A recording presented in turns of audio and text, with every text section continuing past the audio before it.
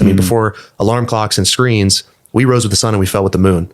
Everything in our body works on a clock, our digestion, our brain, everything. And that little tip of morning sunlight has helped more people than I can probably count. And so the walk paired with the electrolytes, paired with the morning sunlight, that all in all takes me 10 minutes. I come back, I get cold, either through a shower or a cold plunge. And throughout this whole time, I'm not on my phone. I'm not touching technology for the first 20 minutes I'm awake, and I'm letting my mind go. I'm just letting myself unpack what I have to do for the day and think, and whatever passes through my brain is fine. And then, only then, about an hour after waking, I'll have my caffeine. And that's my routine. It's the same every day, and anybody can do it. What time do you usually wake up? Now, 6:30. I become more militant. As we talked about this on the phone the other day, when you become self-employed, it can get challenging to have that rigidity and schedule that the 9 to 5 gave you. And I found myself saying, I can stay up an extra hour. I can stay in bed an extra hour.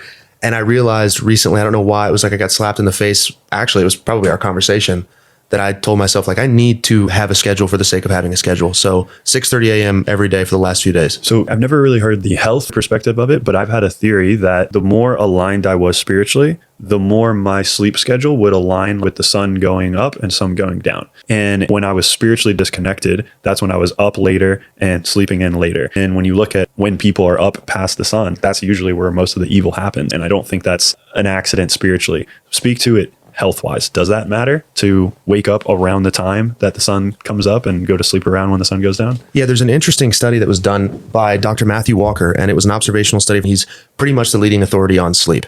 He wrote a book called Why We Sleep. He's a professor at, I believe, Cal Berkeley, and fascinating guy. And he shared an observational study of about 1.2 billion people, everybody that practices daylight savings time. And he found, like clockwork, when we fell back, when we lost an hour, there was almost acutely a 24% increase in heart attacks.